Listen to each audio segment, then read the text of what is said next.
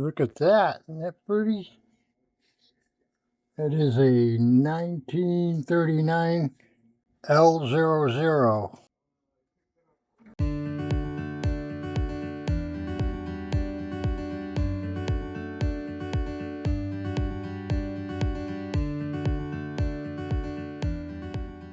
All right, well, let's see. We got a bridge here. Got to reglue that. We'll need to reset that neck. Oh, by the way, that's how you find me. We're going to refret it. Going to reglue the bridge. Going to reset the neck.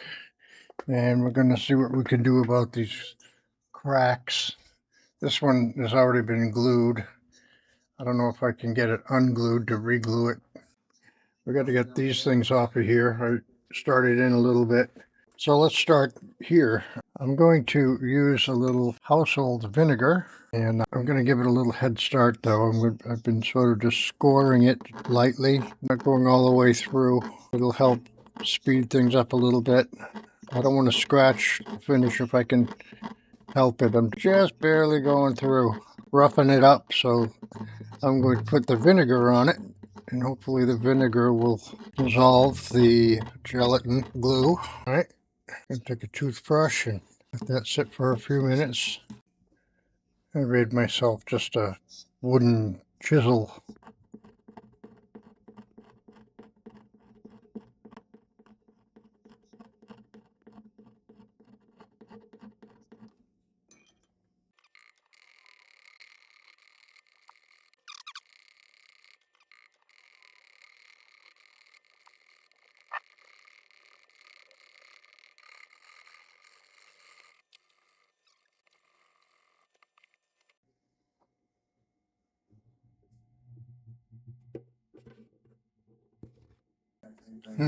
Sanding belt glued to the inside there. To reinforce this poorly matched up crack here.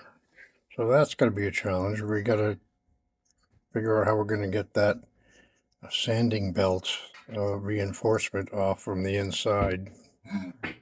We'll try the old heat gun.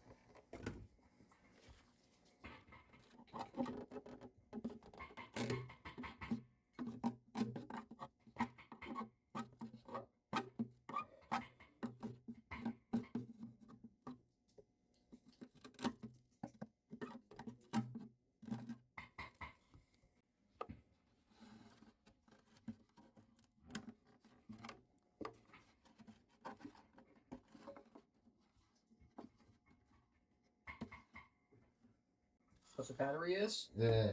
The battery connected to the wall.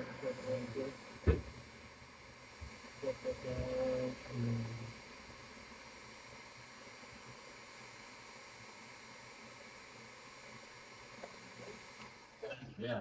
Yeah.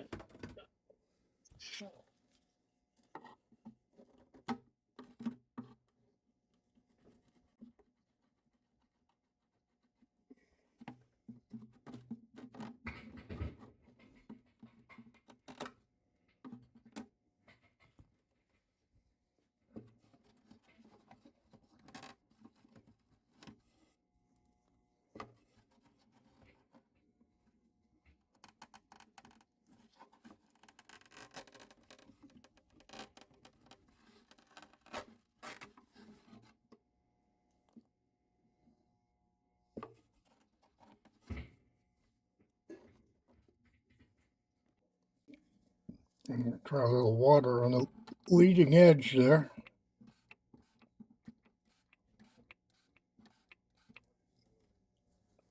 Let that sink in a minute.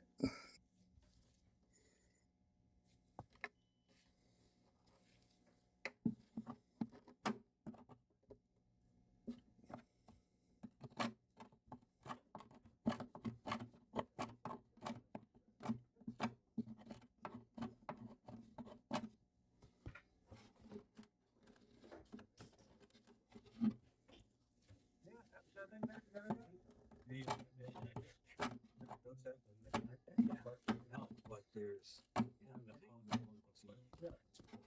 the screw in it and this goes in move that. Yeah. Angle straight down. 712. Yeah. Yeah.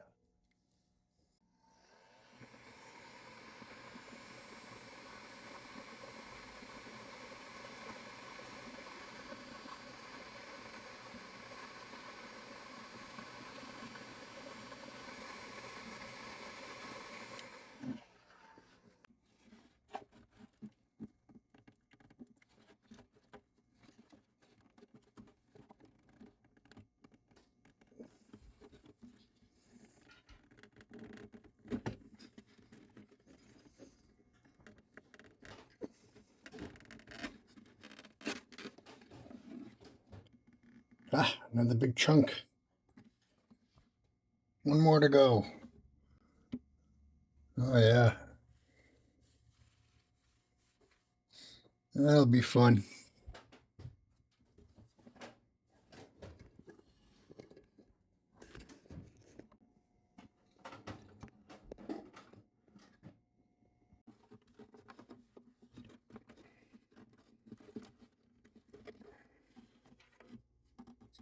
Ah, there it is. Whoop, there it is. Whoop, there it is. Reopen this sucker. That was easy.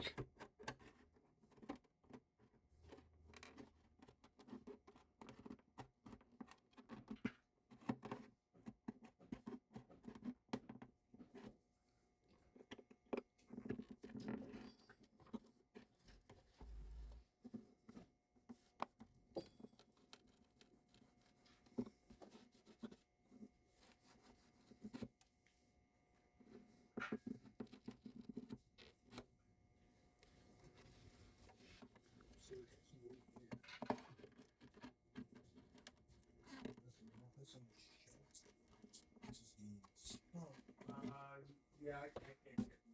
No. Yeah.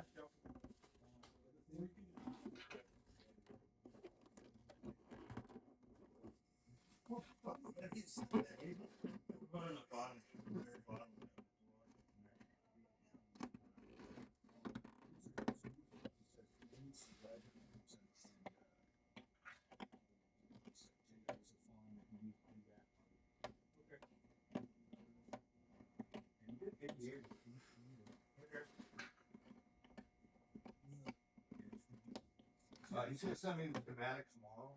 Okay. Just in case you need it and anything else.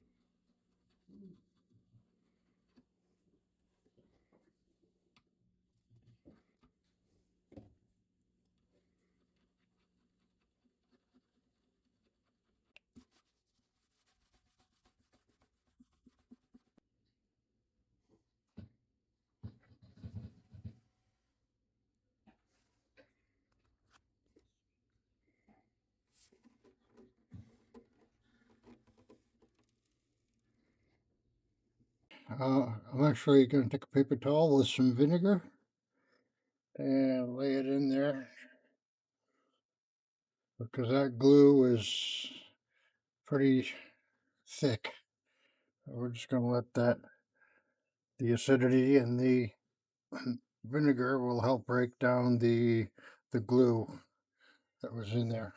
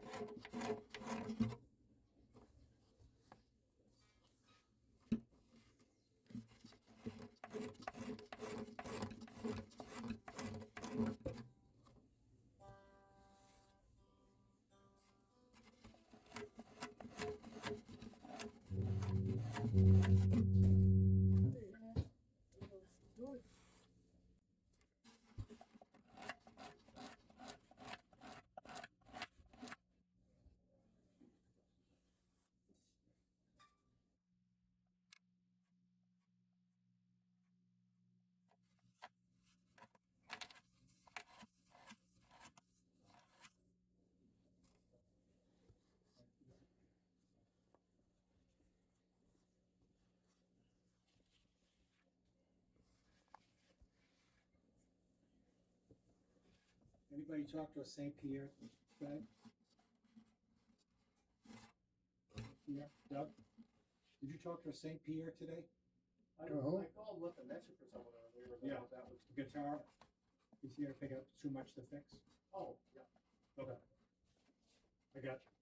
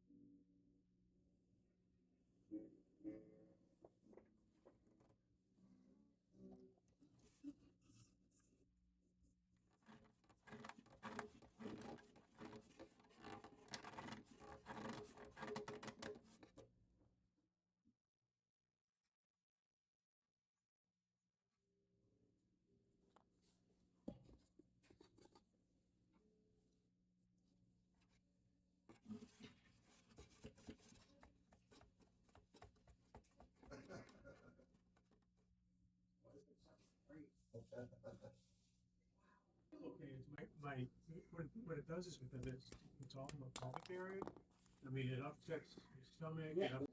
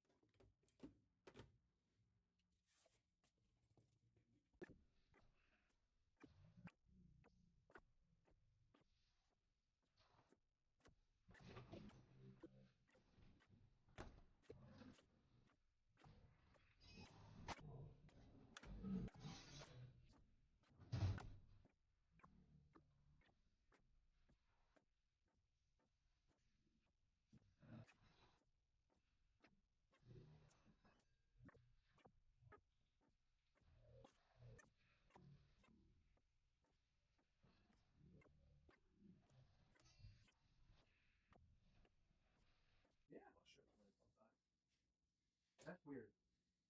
It jumps up to like. It spikes at like, I saw it spike at 18. Yeah. And then went to 14. And then back to 8. That doesn't sound right. Doesn't sound right at all. That's not much.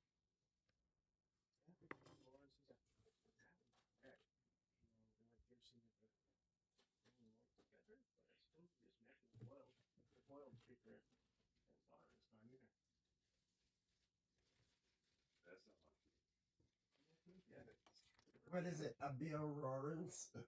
These are so wrong. Error 500. Alright, let's see. We can find the coils then. Red.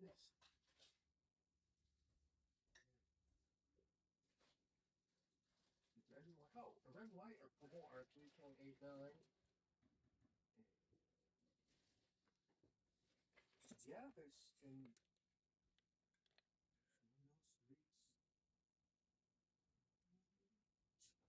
Nope, those are the other ones in. Yeah. I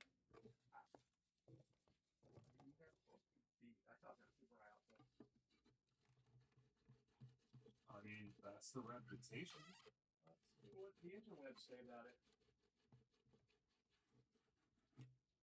Well, bet 500. Stalls. These are stalls. Yeah, typically 11 to 13. Yeah. Oh, wait a minute, and the L500L around 9 to 11. Is it the L?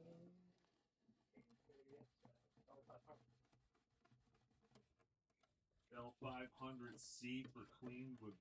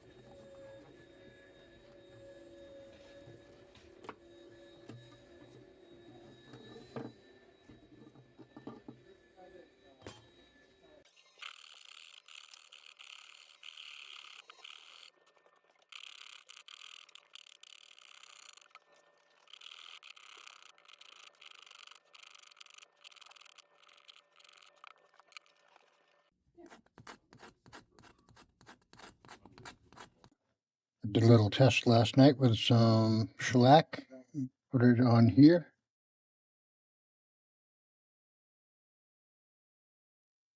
And it darkened up this area here where the water slide affected the finish, turned it white. I put just a little touch on there. Yeah, no, it's melted plastic. And it seems that darkened up all the little schmutz there underneath where the decal was. So we're going to go ahead and go for it.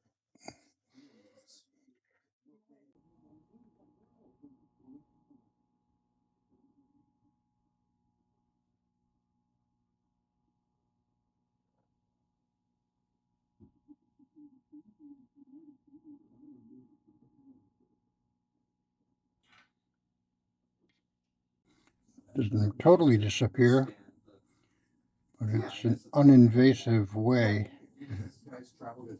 Much less invasive than nitro.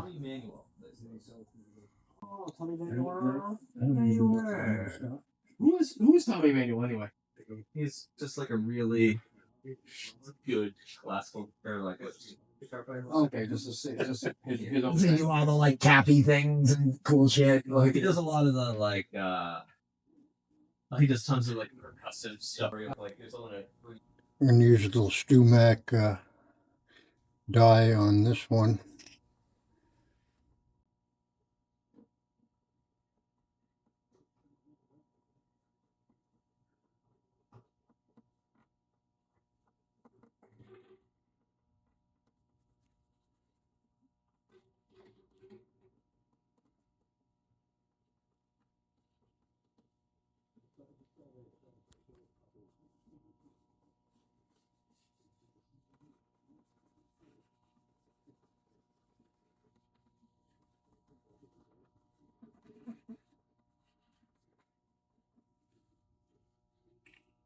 I'm not gonna change it that battery or turn on the window.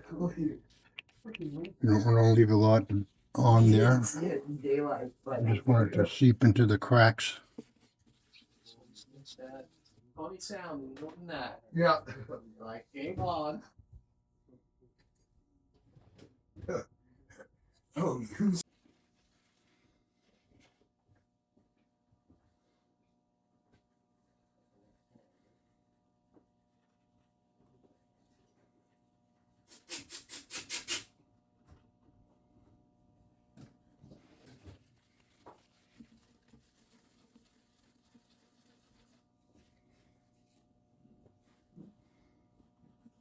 Get ready to work.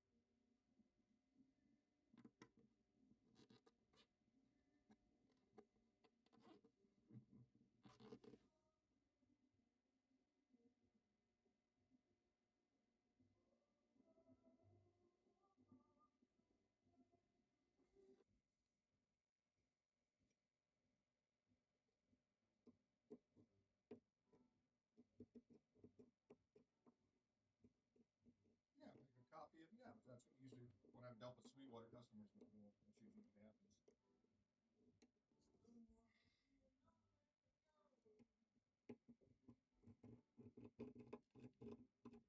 Yeah, we're here every day except Sunday. Saturdays is 10 to 5. And if you have a bag or a box or anything that'll protect it, we'll recommend.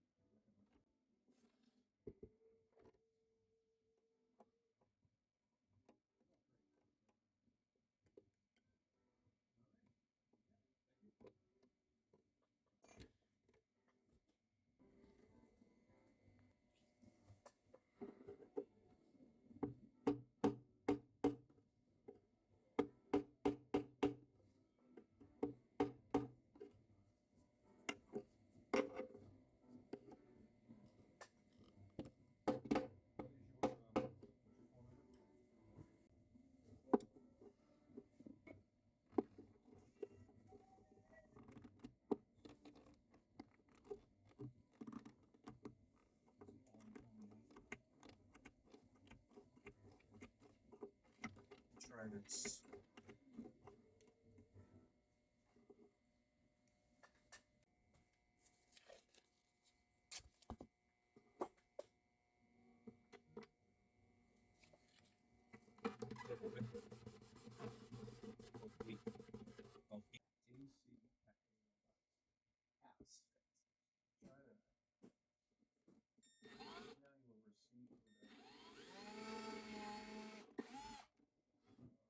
Yay. Is it the void behind there?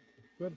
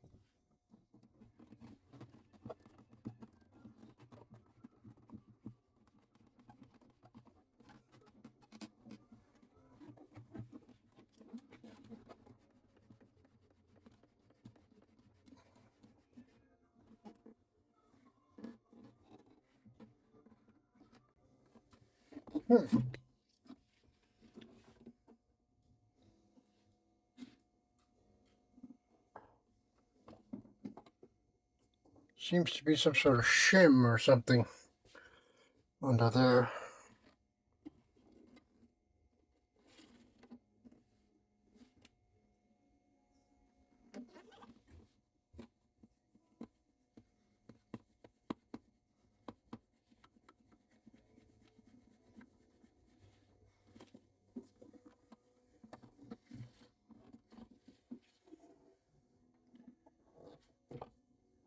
There seems to be a shim in there.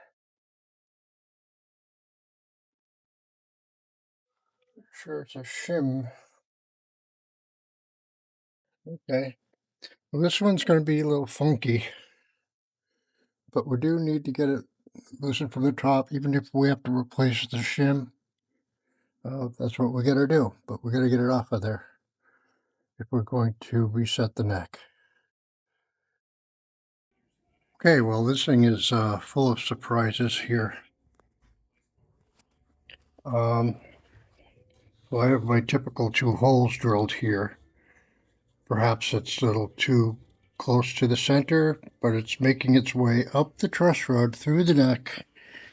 And I wiped it up because I don't want moisture inside the neck, but it's actually pressurizing moisture up through the truss rod all the way up to here. There's actually water dripping out of here. I tried putting it at an angle. I think I'm just going to hang this up and let the water drain out with a rag to absorb the moisture, and just let it sit overnight. And I might try the dry method with the foam cutting rods. Borrow them from Gorilla Guitar Repair. So Seth over there. Give that a shot. I don't want moisture inside the neck. Yeah, it's not good. So I'm gonna hang this up and let it drain. All right, so we're gonna try the Stumac heat stick adapter that goes on your soldering iron. This one's a Weller. And instead of shooting lots and lots of steam and moisture in there, we're going to use a little pipette to add a little bit of moisture in there. I never tried this method before. I don't like the fact that the hole you need to drill is quite large. It's going to have to be plugged and touched up and hidden as best as you can. It's been about the Stumac video says about 5 minutes. I don't think so. This is going to take a while for this to get hot enough to be effective. So just hurry up and wait. In a few moments, we're going to find out why the steam went up the truss rod channel. Very little motion there.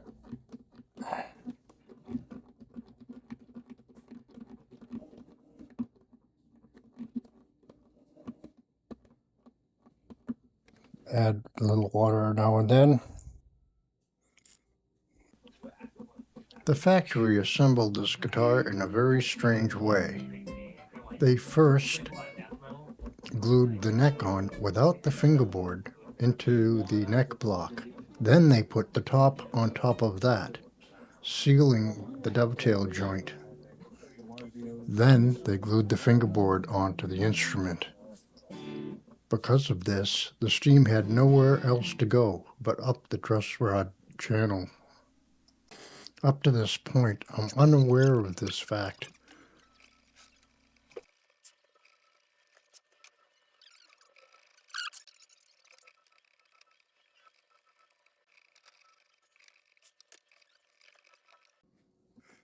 Okay. I think we've got it, by cracky.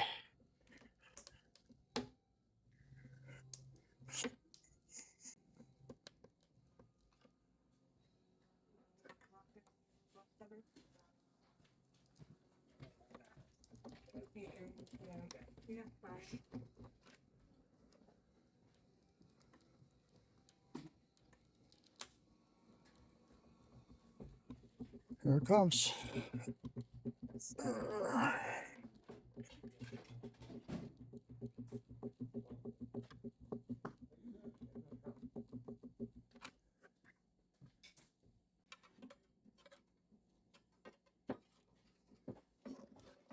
All right, Chris. Good copy. Thank you, brother. Oh, yeah. Yeah, the one where the Okay.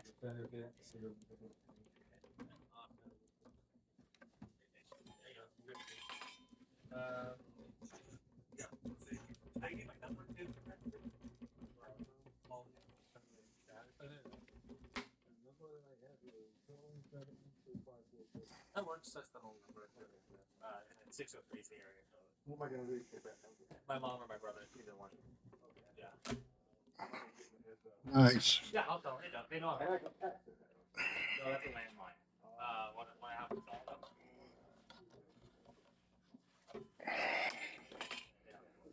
I'd like to see. I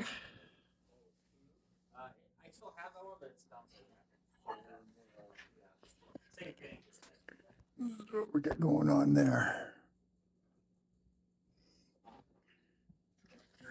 Great. Yeah, no, not happy about that. Not. Oh wow, it took that whole thing with it, huh?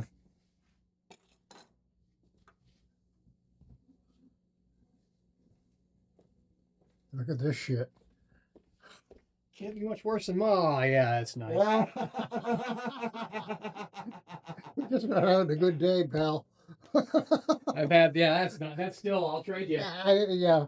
We'll Yeah. trade you. Yeah, I mean, yeah, But that's always fun when that happens. That's not a huge deal. that's easy to fix, but Came in with some okay. this is always done well by me. It's really small. You get in there, but all right, let's get this thing off so I can really get my eyeballs in there. You want to do the crack torch? Crack torch. Crack too.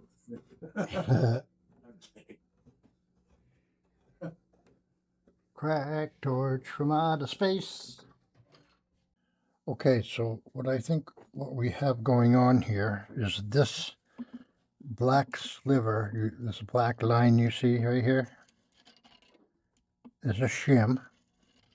And they put the shim in because the neck wouldn't go all the way down to be level with the base of the heel would not be level. It would actually go too far beyond this binding here while it's meant to be level. So to make it level, they compensated by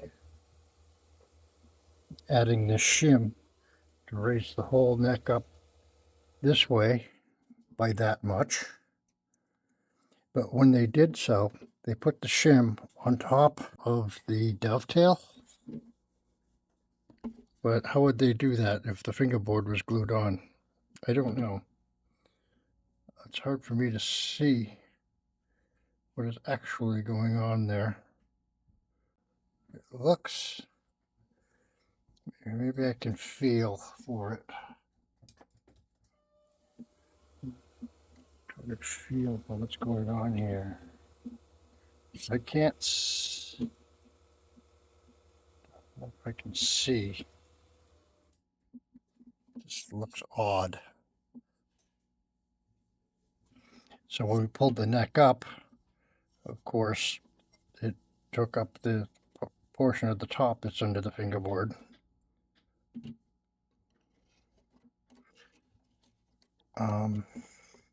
Because the shim is so tapers off here, I wasn't able to get the knife underneath the shim. I actually had to get it underneath the fingerboard itself, which is normally what you would do. Nothing normal about this one. That is so effed up. What I'm going to do, score it here, just inside this glue line.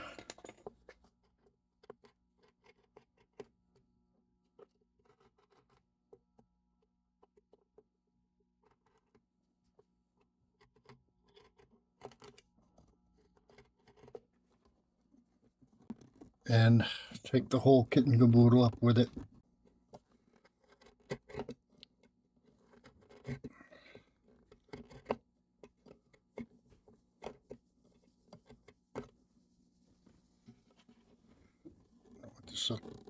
And don't want that to get discombobulated.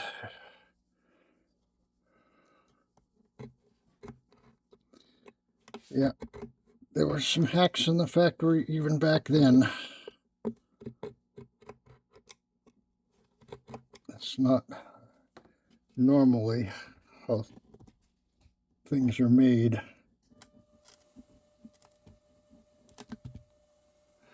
Okay.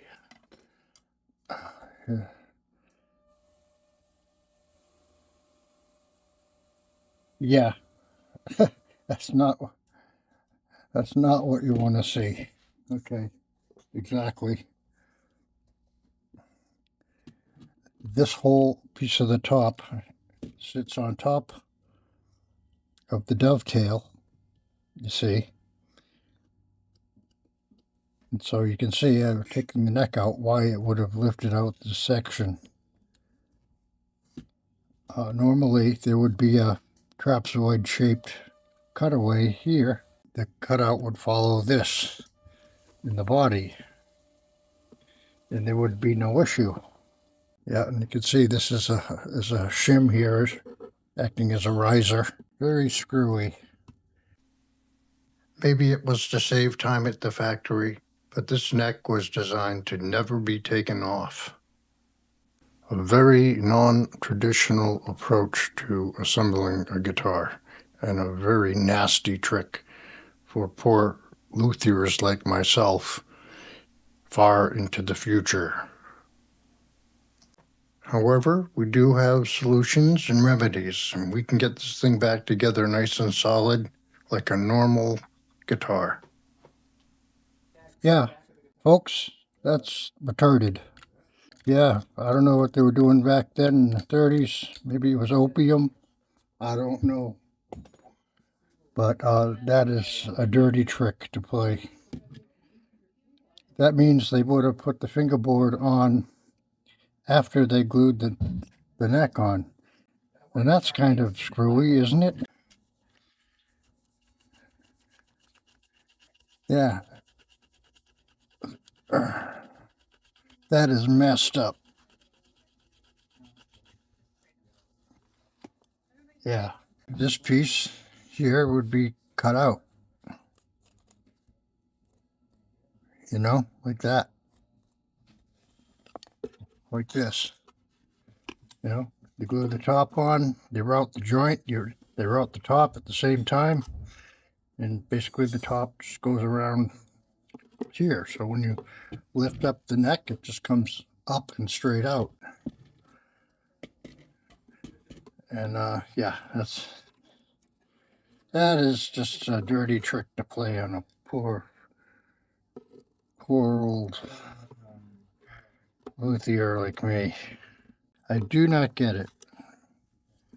All right, well, we're going to let this dry out and shrink back so I can get these parts back together.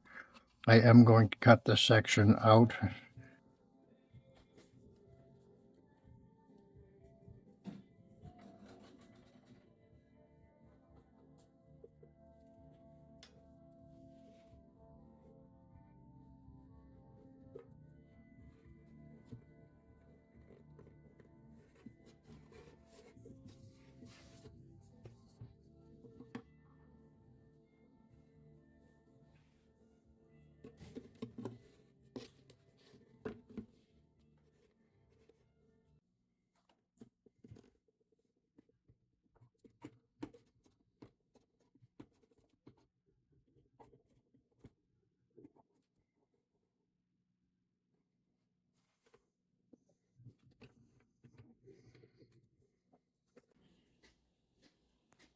We've got this situation under control here.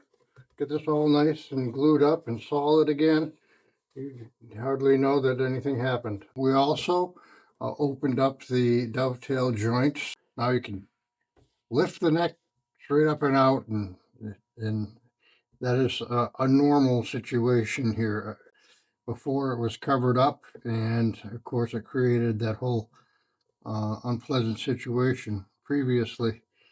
But it looks good. Yeah, a little bit of remedial work, and it wasn't too difficult. So that'll be just fine, good and solid. So I'm going to trace out the front and back, and I'm going to mask it off.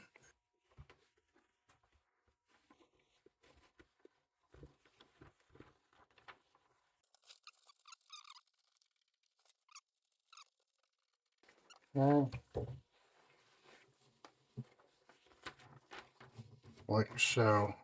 Little area here that this tape will be able to stick to.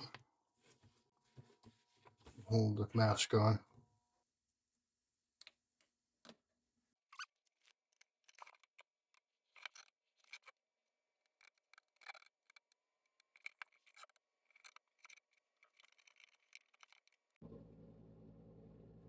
Okay, we're gonna spray some black on here.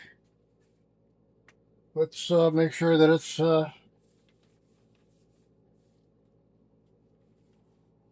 free from dust and debris, tack cloth. I mean, you know, looks pretty splotchy and stuff. It's going to look more consistent, so, you know, we'll leave some of the dents and scratches. Our objective here is to hide, you know, this bad previous repair that I repaired. Painted. You want it to look consistent and like it's supposed to be that way.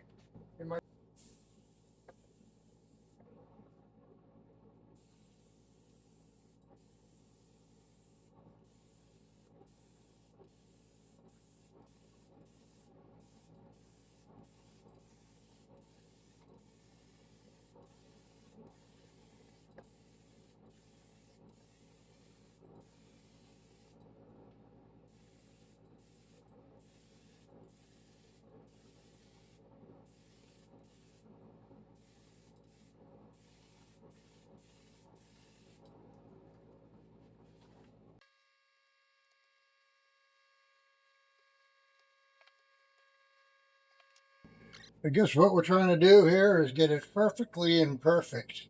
And we'll probably hit it with a semi-gloss lacquer on there. I don't want it to look like a showroom Maserati. More like an old beat-up 57 Chevy. Alright, so I'm taking the tape off of this. I am going to give it another coat of aged lacquer. Come on. I think that'll give us the type of luster that we're looking for.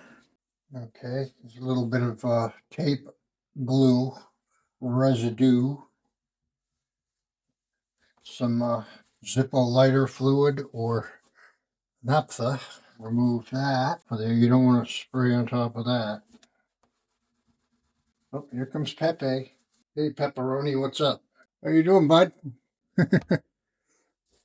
Pepe had a diabetic episode, which you're an expensive cat. I want my money's worth. So be cute like you are. No, he got really sick. He didn't know what was wrong and did some blood tests and they got it all figured out and gave him a diabetes medicine, and now he is like a whole new cat, full of spunk. Yeah, you're a good boy. You're a good boy. You're worth it. Right, buddy? Say hi.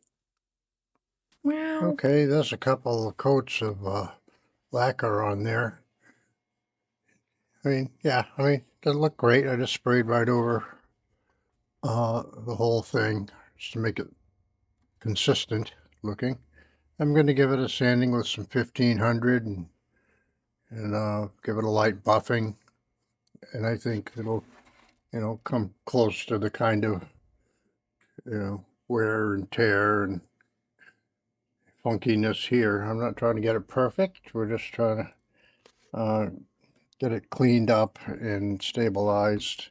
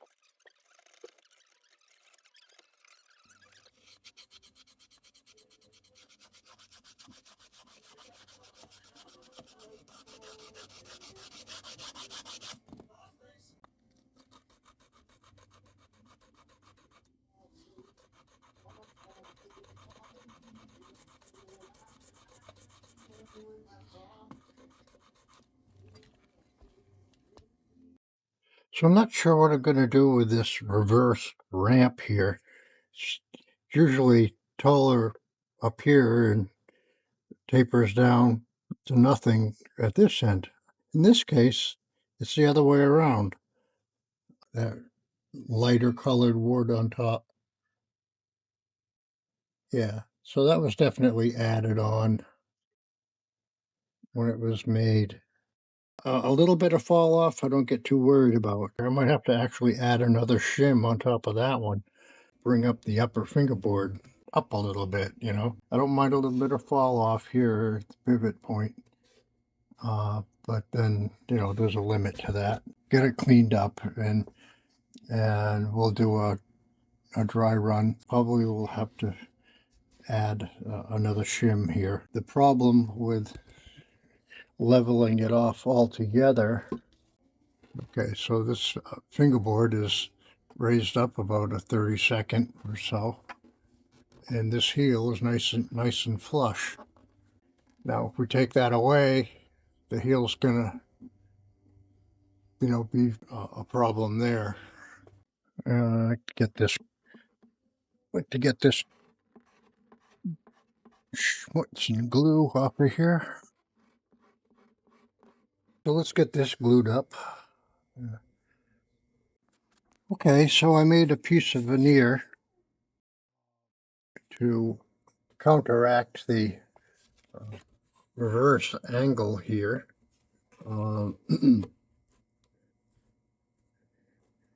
I basically double stick taped it to a piece of scrap here that's nice and flat, and just put some pencil marks on it, and then put it on the belt sander to get a really thin taper there. It sort of tapers off sort of randomly there, but it's going to be close enough for our purposes.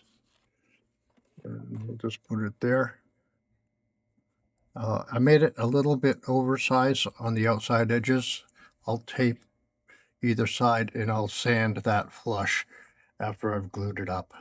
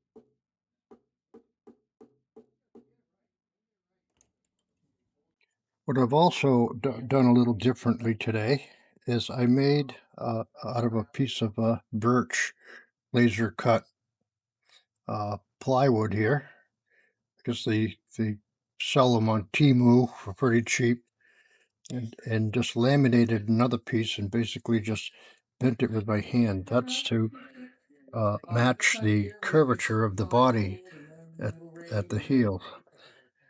Oftentimes when you use the other method, this part comes out flat, and you end up with a gap here and a gap there. To avoid that, I'm going to sandpaper there. I have tape on the bottom so it doesn't sand. You don't want to sand the pivot point there, the 0 point. And so it's buckled in a little bit here now. And it also helps create a cleaner edge on the outside, on the left and right. Yeah, so I reinforced it with a couple of sticks so it's not so wobbly on the on that axis, and it's pretty rigid this way. I just took another piece and super glued it on there and held it in place until it's set up.